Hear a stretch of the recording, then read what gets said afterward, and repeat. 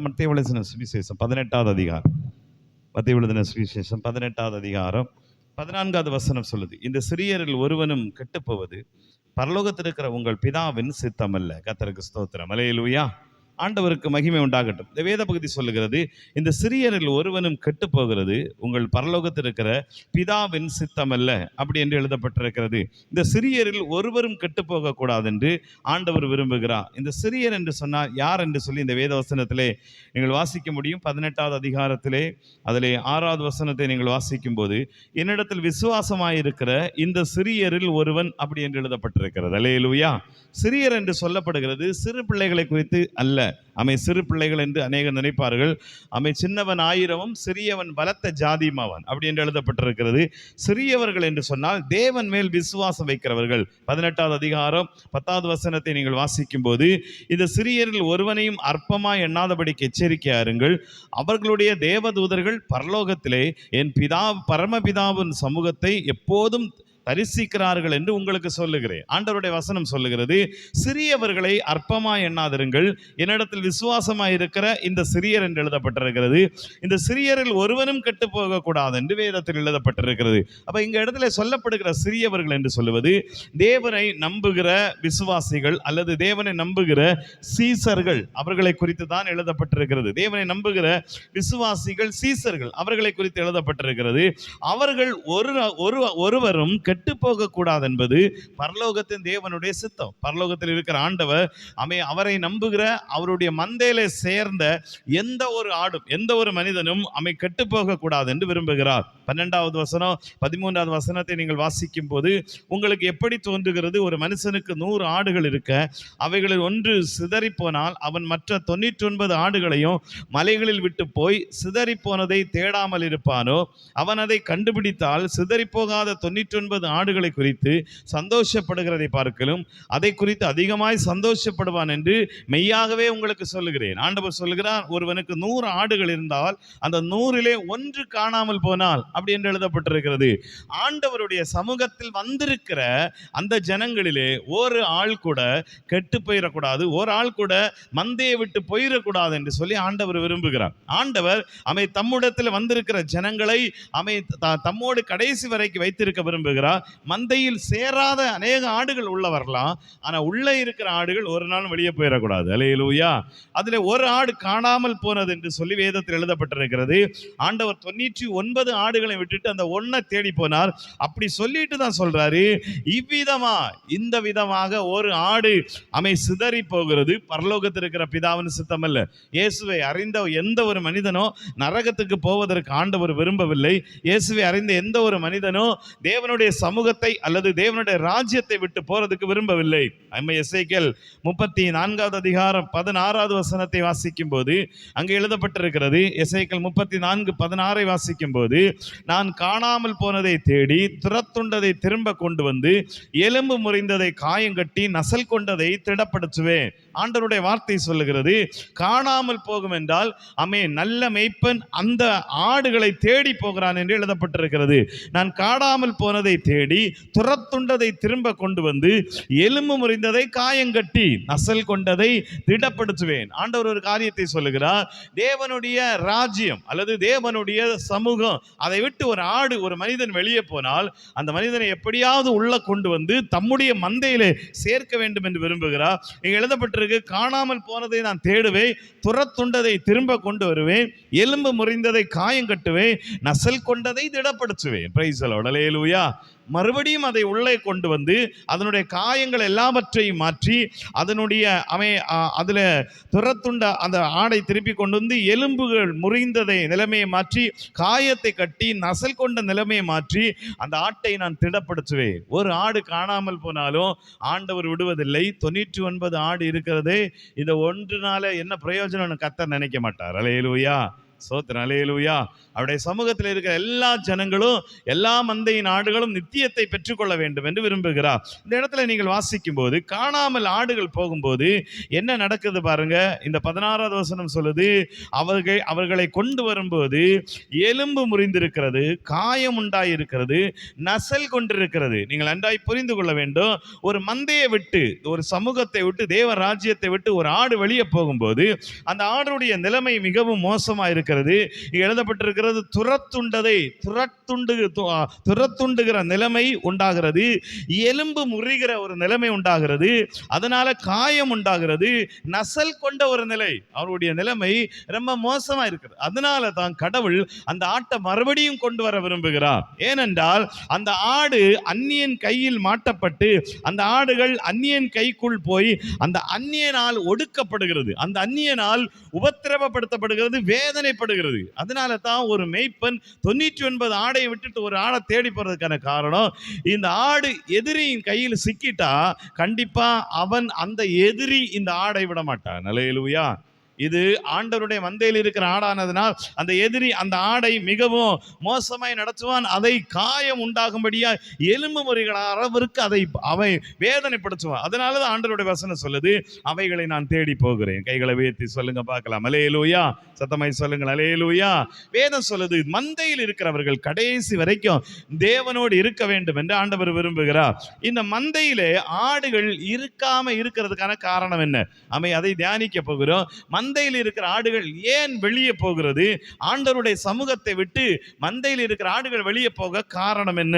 34வது புஸ்தகம், எசேக்கியேல் 34வது புஸ்தகம் 12வது வசனத்தை நீங்கள் வாசிக்கும் போது, ஒரு மேய்ப்பன் சிதறுண்ட தன் ஆடுகளின் நடுவே இருக்கிற நாளில் தன் மந்தையை தேடி கொண்டிருக்கிறது போல நான் என் ஆடுகளை தேடி மப்பும் மந்தாரமான நாளிலே அவைகள் சிதறுண்டு போன எல்லா இடங்களிலும் இருந்து அவைகளை தப்பி வர பண்ணி என்று எழுதப்பட்டிருக்கிறது.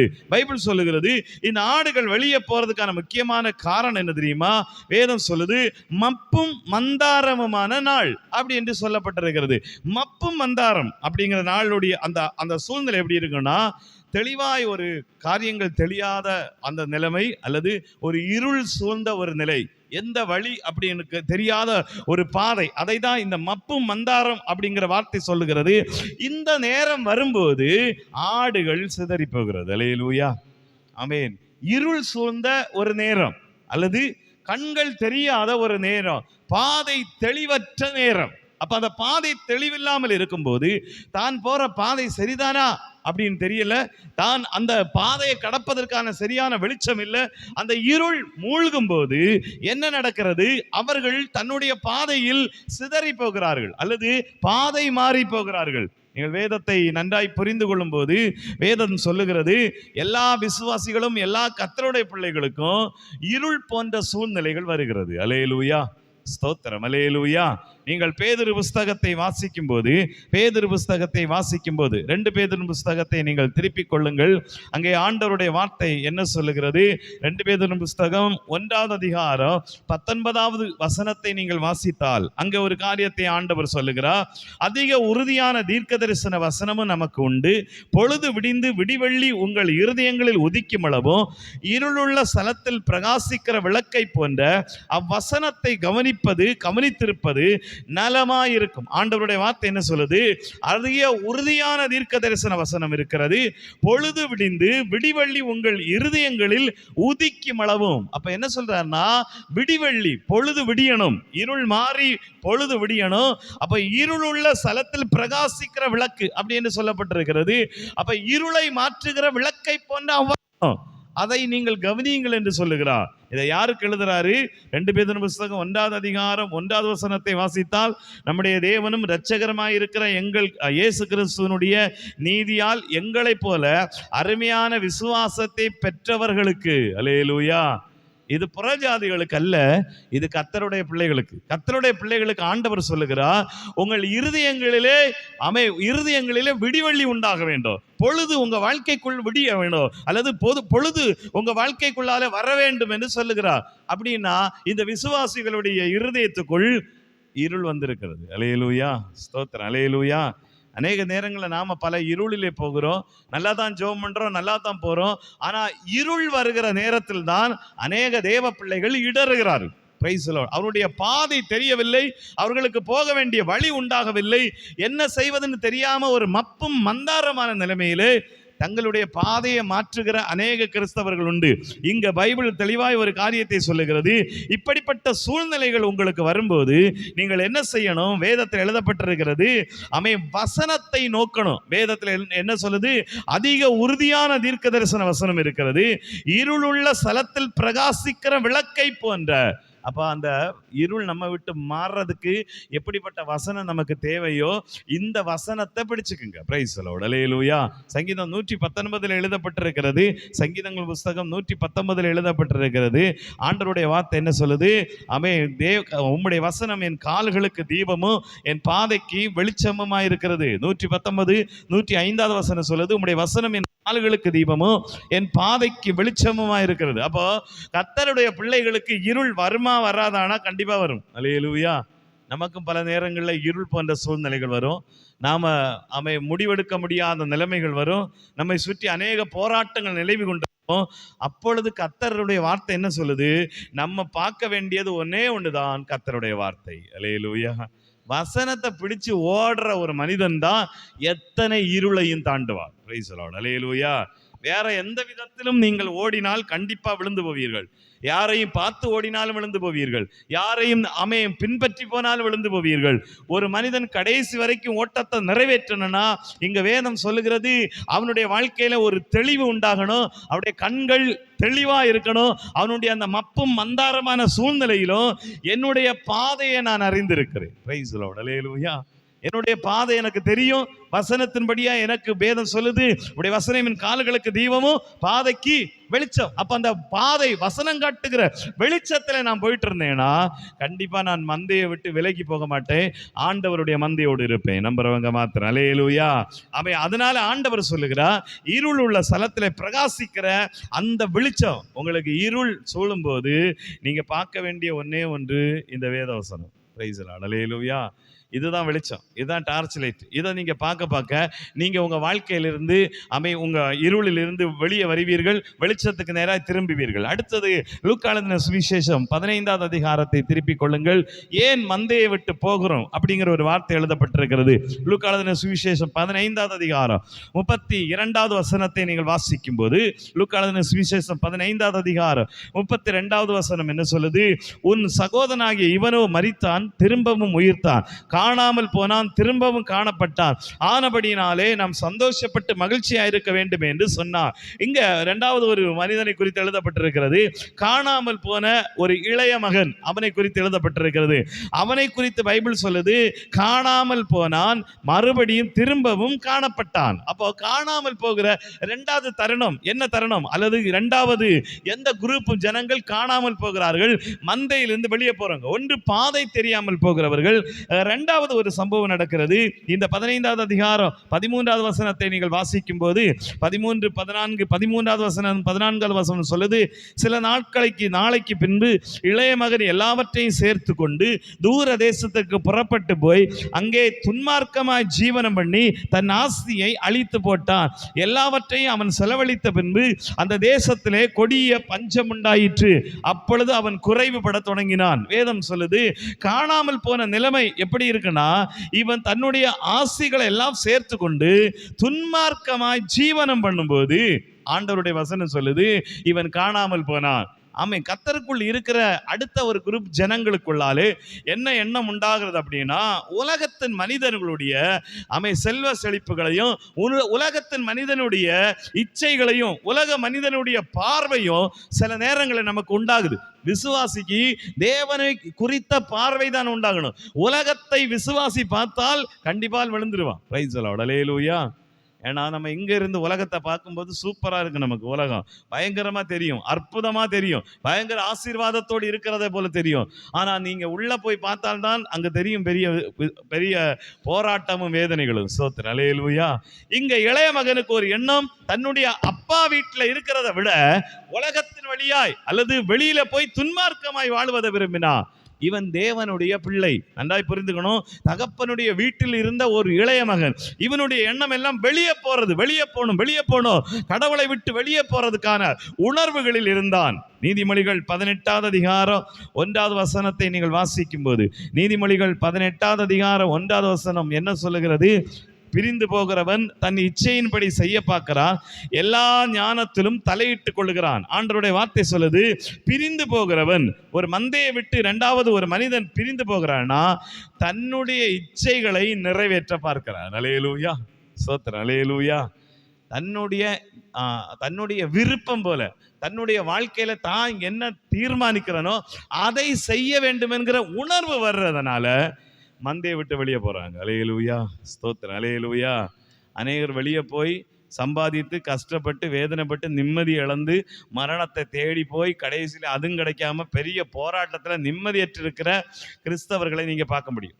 அவர்களுடைய எண்ணம் எல்லாம் வெளியில போய் ஆண்டவரோடு இருப்பது அவங்களுக்கு பெருசா தெரியல, வெளியே போனது பெருசா தெரியுது. வெளியே போனதுக்கு அப்புறம் உள்ள இருக்கிறது பெருசா தெரியும். அல்லேலூயா. இருக்கீங்களா? இந்த இளைய மகனுக்கு வெளியே போய் கஷ்டப்படும் போது இவனுக்கு ஒன்று ஞாபகம் வந்துச்சு, எங்க அப்பா வீட்டில் கூலிக்காரனு கூட நல்ல சாப்பாடு. அல்லேலூயா. கறியும் மீனும் வச்சு சாப்பிட்றான். ஸ்தோத்திரம், அல்லேலூயா. நான் இங்கே பசியினால் சாகுறேன். அதை சொல்ற வார்த்தை அப்படிதான் சொல்லுது. அப்பாவுடைய வீட்டில் இருக்கிற வரைக்கும் அப்பாவுடைய மகத்துவம் நமக்கு தெரியாது. நல்லா ஒரு காரியத்தை புரிஞ்சுக்கணும். கிறிஸ்தவத்தில் இருக்கிற வரைக்கும் நமக்கு கிறிஸ்துவனுடைய மகிமை தெரியாது, ஆண்டவர் கொடுக்கிற ஆசீர்வாதங்கள் தெரியாது, தேவன் கொடுக்கிற நன்மைகள் நம்ம புரிந்து கொள்ள முடியாது. நமக்கு உபத்திரமம் இல்லை, வேதனை இல்லை, கஷ்டம் இல்லை, பாடுகள் இல்லாம நம்ம பாட்டுக்கு போயிட்டு இருக்கோம். அல்லேலூயா, ஸ்தோத்திரம், அல்லேலூயா. ஆனா நம்ம அநேக நேரங்களிலே இக்கரை மாட்டுக்கு அக்கறை பச்சை அப்படின்னு ஒரு பழமொழி சொல்லுவாங்க. இங்க இருக்கிறவங்க அங்க வெளியே பார்த்து அதையெல்லாம் பார்த்து அங்க போனதுக்கு அப்புறம் அவன் நொந்து நூலாகி மறுபடியும் இயேசுவிடத்துல வருவோம். அல்லேலூயா. அதுக்கு தான் ஆண்டவர் சொல்றாரு மூத்த மகனை பார்த்து, மகனே, என்னுடையதெல்லாம் உன்னுடையதா இருக்கிறது. அல்லேலூயா. நீ எனக்குள்ள இருக்கிறனா அவ்வளவு உனக்கு சொந்தம், எல்லா ஆசீர்வாதம். இந்த உலகத்துல பெரிய பணக்காரராவது பெருசல்ல. Price the Lord. அல்லேலூயா. அநேக பணக்காரர்கள் ராத்திரி மாத்திரை போட்டு தான் தூங்க, அப்படித்தானே? ஆனா நாம சர்ச்சிலே தூங்குறோம். அல்லேலூயா. நம்ம எவ்வளவு பெரிய கிருபை பாருங்க. ஸ்தோத்திரம், அல்லேலூயா. அநேகர் நிம்மதி இல்லாம ஊர் ஊரா சுத்திட்டு நடக்கிறான். பெரிய பெரிய பணக்காரர்கள் எல்லாம் இருக்காங்க, அவங்களுக்கு நிம்மதியே இல்லை, நிம்மதியை தேடி எங்கெல்லாம போறான். ஆனா நமக்கு அப்படி அல்ல. தேவனுடைய சமூகத்தில் பெரிய சமாதானம் இருக்கிறது, ஆண்டவருடைய மந்தையில பெரிய நிம்மதி இருக்கிறது, பெரிய மகத்துவம் இருக்கிறது. ஆனா அநேகருக்கு இது தெரியாததுனால இளைய குமாரனை போல உலகத்துல சைன் பண்ணிடலான்னு போயிடுறாங்க. ஆனா பிரச்சனையில மாட்டிக்கிறாங்க. அல்லேலூயா. அதனாலதான் பவுல் சொன்னார், போதும் என்கிற மனதுடன் கூடிய தேவ பக்தியே மிகுந்த ஆதாயம். கடவுள் உங்களுக்கு எதை தராரோ அதுதான் உங்களுக்கு நல்லது. அல்லேலூயா. இயேசு உங்களை எங்க வச்சிருக்காரோ அதுதான் நல்லது. இருக்கிறத விட்டு பறக்கிறதுக்கு நினைக்காதீங்க. அல்லேலூயா. வேதத்தில் அழகான ஒரு வசனம் உண்டு. தன்னுடைய ஸ்தானத்தை விட்டு அலைகிற குருவி அப்படி என்று எழுதப்பட்டிருக்கிறது. நீதிமொழிகளில் தான் அந்த வசனம் வரும் பாருங்க. என்ன எழுதப்பட்டிருக்கிறது? தன்னுடைய நீதிமொழிகள் புஸ்தகத்தை வாசிக்கும் போது 27வது அதிகாரம் 8வது வசனத்தை வாசித்து பாருங்கள். என்ன எழுதப்பட்டிருக்கிறது? தன் கூட்டை விட்டு அலைகிற குருவி எப்படி இருக்கிறதோ அப்படியே தன் ஸ்தானத்தை விட்டு அலைகிற மனுஷனும் இருக்கிறான். ஆண்டவருக்கு மகிமை. கூட்டை விட்டு அலைகிற குருவி, அதுக்கு தன்னுடைய வீடு இருந்தும் எல்லா இடமும் சுத்தணும் அப்படின்னு நினைக்குது, ஆனா வீடு இல்லாம போகுது. அதே போல தன்னுடைய ஸ்தானத்தை விட்டு அலைகிற மனுஷன், ஆண்டவர் நம்ம எங்க வச்சிருக்கிறாரோ எப்படி வச்சிருக்கிறாரோ அதுல நாம எப்படி திருப்தி அடைவது, அதை தான் நம்ம அறிந்து கொள்ளணும். இதை விட்டுட்டு வெளியே போயிட்டோம்னா கண்டிப்பா பிரச்சனையில மாட்டிக்குவோம். அல்லேலூயா, ஸ்தோத்திரம், அல்லேலூயா. நமக்கு நல்ல நிம்மதியான வாழ்க்கை தந்திருக்கிறார், நிம்மதியான ஆசீர்வாதம் தந்திருக்கிறார், நன்மையான கிருபை தந்திருக்காருன்னா ஆண்டவருக்கு ஸ்தோத்திரம் பண்ணிட்டு போயிட்டே இருங்க. அல்லேலூயா. எனக்கு கடவுள் தர்றது போதும் என்கிற மனது, அதுதான் இங்க பைபிள் சொல்லுது. அது மிகுந்த ஆதாயம் என்று எழுதப்பட்டு, எல்லாத்தையும் விட இயேசு எனக்கு தரது சந்தோஷம். அல்லேலூயா. நம்புறீங்களா? ஸ்தோத்திரம், அல்லேலூயா. கடவுள் உங்களை எங்க வைக்கிறார்களோ அங்கே இருங்க, இந்த மந்தையில இருங்க, ஆண்டவருடைய சமூகத்துல இருங்க, தேவனுடைய ராஜ்யத்தை விட்டு போயிடாதீங்க. அது உங்களுக்கு ஆசீர்வாதமே இல்லை. வெளியில போய் பிரச்சனையில மாட்டிக்குவோம். கர்த்தருக்கு ஸ்தோத்திரம், அல்லேலூயா. 99 ஆடையும் விட்டுட்டு போனார், ஒன்னே ஒன்ன தேடி. அல்லேலூயா. எதனால? எந்த நம்பிக்கையில போயிருப்பார்? அந்த 99க்கும் பார்வை தெரிந்திருக்கிறது. அல்லேலூயா. அது தன்னுடைய வழியை அறிந்திருக்கிறது. அப்பாவுடைய வீட்டில் எவ்வளவு ஆசீர்வாதம் உண்டு என்பதை 99 ஆடுகளும் தெரிஞ்சதுனால ஆண்டவர் 99 விட்டுட்டு போயிட்டார். Praise the Lord. அல்லேலூயா. ஒன்றை மட்டும் தேடி போனார். கர்த்தர் நம்ம பார்த்து சொல்றாரு, எப்பவுமே வெளியே போயிடாதீங்க, ஆண்டவருக்குள்ள இருங்க, கர்த்தர் உங்களை ஆசீர்வதிப்பார். அவர் அப்படியே கண்களை மூடுவன் செவிப்பார். அவர் அப்படியே கண்களை மூடுவன் செவிப்பார். காணாமல் போன ஆடுகளை கர்த்தர் தேடி வருகிறார். மந்தையில் சேராத அநேக ஆடுகளை தம்மோடு சேர்த்து கொள்ள விரும்புகிறார். Price the Lord. மந்தையில் சேராத அநேக ஆடுகளை தம்மோடு சேர்த்து கொள்ள விரும்புகிறார். காணாமல் போனதை தேடி துரத்துண்டதை தம்மிடத்தில் கொண்டு வந்து நசல் கொண்டதை காயங்கட்டி எலும்பு முறிந்ததை ஆண்டவர் குணமாக்க விரும்புகிறார். Price the Lord. அநேக நேரங்களிலே நாம் தேவனுடைய மந்தையை விட்டு போகும்போது நாம் இப்படிப்பட்ட பிரச்சனையில மாட்டிக்கிறோம்.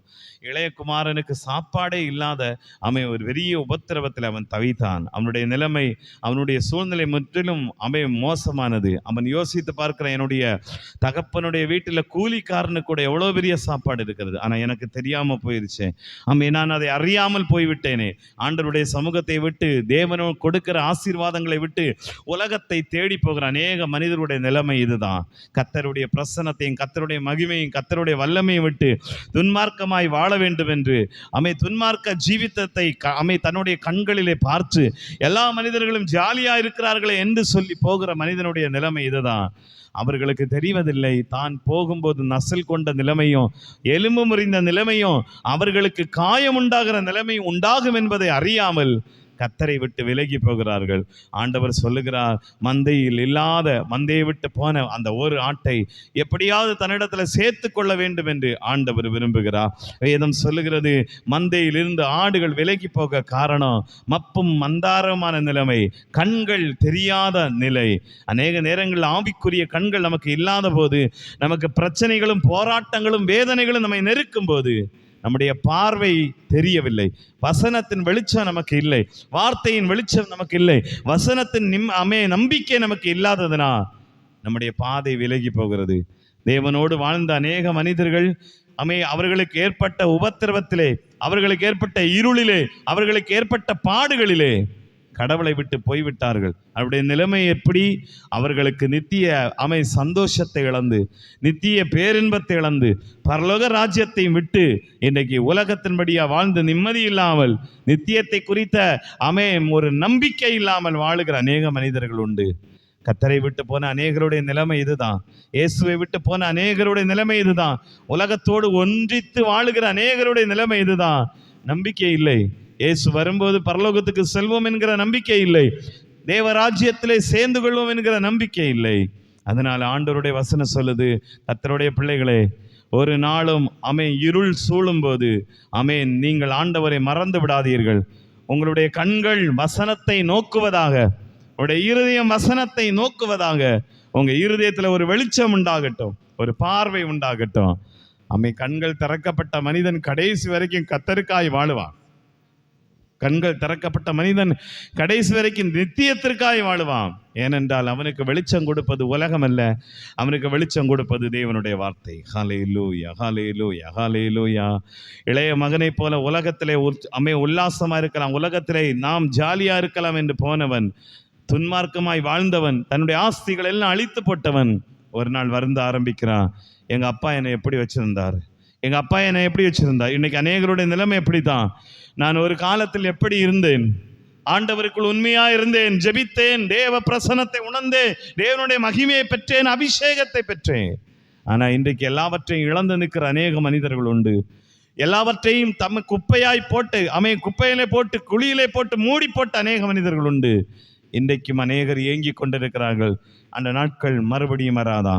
அந்த நாட்கள் மறுபடியும் வராதா? தகப்பனுடைய சமூகத்தில் நிற்கிற வரைக்கும் நமக்கு நிம்மதி, தேவனுடைய பாதத்தில் நிற்கிற வரைக்கும் நமக்கு ஆசீர்வாதம், தேவனுடைய சமூகத்தில் நிற்கிற வரைக்கும் நமக்கு மேன்மை. ஆண்டவர் நமக்கு அப்படிப்பட்ட ஆசீர்வாதத்தை தருகிறார். அதனாலதான் மூத்த குமாரனுக்கு இது புரியாததுனால அவன் சொன்னான், எனக்காக நீர் ஒன்றுமே அடிக்கவில்லையே, என் சிநேகிதருக்காக எதுவும் செய்யலையே. ஆண்டவர் சொன்னா, தகப்பன் சொன்னா, என்னுடையதெல்லாம் உன்னுடையது, எப்போ வேணாலும் நீ எடுத்துக்கலாம், எப்போ வேணாலும் அடிச்சுக்கலாம், எப்போ வேணாலும் சிநேகிதரோட சந்தோஷமாக இருந்திருக்கலாம். ஆனால் செய்யாதது உன்னுடைய குற்றம். ஆனால் நான் உன்னை ஆசீர்வாதமாக தான் வைத்திருக்கிறேன். ஹல்லேலூயா. அநேக நேரங்களிலே கர்த்தர் கொடுக்கிற நன்மைகள் நமக்கு தெரியாமல் போவதனால் நாம் உலகத்தை தேடி போகிறோம். இன்னைக்கு தேவனுடைய சமூகத்தில் சொல்லுவீர்களா, ஆண்டவரே நான் உம்மோடு நிலைத்து நிற்க விரும்புகிறேன், நான் உம்மோடு இடைப்பட விரும்புகிறேன், உம்மோடு வாழ விரும்புகிறேன். இந்த உலகம் எனக்கு தேவையில்லை ஆண்டவரே. தேவனே, உலகத்தின் இச்சைகளும் உலகம் கொடுக்கிற பெரிய பெரிய பெரிய காட்சிகளும் எல்லாம் மாயை ஆண்டவரே, எல்லாம் மாயை. அது இன்றிருந்து நாளைக்கு போயிடும், இன்றிருந்து காணாமல் போயிடும். அவைகள் எல்லாம் வெறுமனே காணப்படுகிறது என்று வேதம் சொல்லுது. வானத்தின் கீழே பூமிக்கு மேலே இருக்கிறவைகள் எல்லாமே மாயை, அவைகள் நித்தியம் அல்ல. நித்தியத்தை தேவன் நமக்கு தர இருக்கிறார். ஆண்டவருடைய சமூகத்தில் ஒப்பு கொடுப்பீங்களா? மந்தையை விட்டு நாங்கள் போவதில்லை ஆண்டவரே, உடைய மந்தையில் நாங்கள் இருக்க விரும்புகிறோம் அப்பா. உடைய மந்தையாய் நாங்கள் மாற விரும்புகிறோம். அந்த 99 ஆடுகள் மேலே ஆண்டவர் நம்பிக்கை வச்சிருந்தார். ஏனென்றால் அந்த 99 ஆட்டிற்கும் ஒரு பார்வை இருந்தது. தன்னுடைய அமை இருள் சூழ்ந்தாலோ அவர்களுக்கு மப்பு மந்தாரமான நாட்கள் இல்லையா? அவர்களுக்கும் இருந்தது. அவர்களுக்கு பிரச்சனை இல்லையா? அவர்களுக்கும் இருந்தது. அவர்களுக்கு வேதனை இல்லையா? இருந்தது. ஆனால் அவர்களுக்கு தெளிவு இருந்தது. ஹல்லேலூயா. எல்லாவற்றுக்கும் மேல ஒரு தெளிவு, வசனத்தின் தெளிவு உங்களுக்கு இருக்குன்னா நீங்க விழுந்து போவதில்லை. ஆண்டவர் கொடுக்கிற ஆசீர்வாதத்தை உணர்ந்தீங்கன்னா நீங்கள் விழுந்து போவதில்லை. தேவ சமூகத்தில் ஒப்பு கொடுப்பீங்களா? எங்கள் அன்பு தகப்பனே, சர்வ வல்லமை உள்ள பிதாவே, மகிமையின் தேவன், எல்லாரும் ஒப்பு கொடுப்பீங்களா? ஆண்டவருடைய சமூகத்தில் என்னை ஒப்பு கொடுக்கிறேன். பரிசுத்த ஆவியானவரை நீர் என்னை நடத்தும் ஆண்டவரே. மகிமையின் தேவனை நீர் என்னை நடத்தும் ஆண்டவரே. கிருபையின் தேவனை நீர் என்னை நடத்தும் ஆண்டவரே. உடைய சமூகத்திலே ஆண்டவரே நாங்கள் எங்களை ஒப்பு கொடுக்கிறோம் ஆண்டவரே. எல்லாரும் ஆண்டவருடைய சமூகத்தில் ஜெபிக்கலாமா? எல்லாரும் ஆண்டவருடைய சமூகத்தில் ஜெபிக்கலாமா? பரிசுத்த ஆவியானவரே, உலகம் ஆண்டவரே எங்களுக்கு கொடுக்கிற ஆண்டவரே ஸ்தோத்திரம், இந்த மப்பும் மந்தாரமான நிலைமையிலே நாங்கள் விழுந்திடக்கூடாது ஆண்டவரே. தேவனுடைய சமூகத்திலே நாங்கள் நிலைத்து நிற்கணும் அப்பா. பரிசுத்த தேவனுடைய பாதத்திலே நாங்கள் அமர்ந்திருக்கணும் அப்பா. ஒரு நாளும் தகப்பனே எங்களுடைய வாழ்க்கையில நாங்கள் விழுந்து போகிற சூழ்நிலைக்குள் வந்துடக்கூடாது. எங்களை இந்த உலகம் ஏமாத்தி விடாதபடிக்கு தகப்பனே எங்களை வழிநடத்தும் தகப்பனே. ஹல்லேலூயா. ஆண்டவருடைய சமூகத்திலே சொல்லுவீங்களா? எங்களை வழிநடத்தும் தகப்பனே. உம்முடைய பிரசன்னம் எங்களை ஆண்டவரே நடத்தட்டும் தகப்பனே. உம்முடைய கிருபை ஆண்டவர் எங்களை நடத்தட்டும். ஆண்டவருடைய சமூகத்தில் ஒப்பு கொடுப்பீங்களா? உலக மயக்கம் அநேக நேரங்களிலே நமக்கு பரலோகத்தை தடை செய்கிறது. கர்த்தர் உங்களுக்கு தர்றது போதும்னு சொல்லுங்க. இயேசுவால உங்களை திருப்தியா வைக்க முடியும். இயேசுவால உங்களுக்கு நிம்மதியை தர முடியும். இயேசு உங்களுக்கு ஆசீர்வாதத்தை தர முடியும். இயேசு உங்களுக்கு மேன்மைகளை தர முடியும். எல்லா கிருபைகளையும் தந்து உங்க வாழ்க்கையில் அற்புதங்களை செய்வா. தேவ சமூகத்தில் ஒப்பு கொடுப்பீங்களா? நன்றி தகப்பனே, நன்றி தகப்பனே.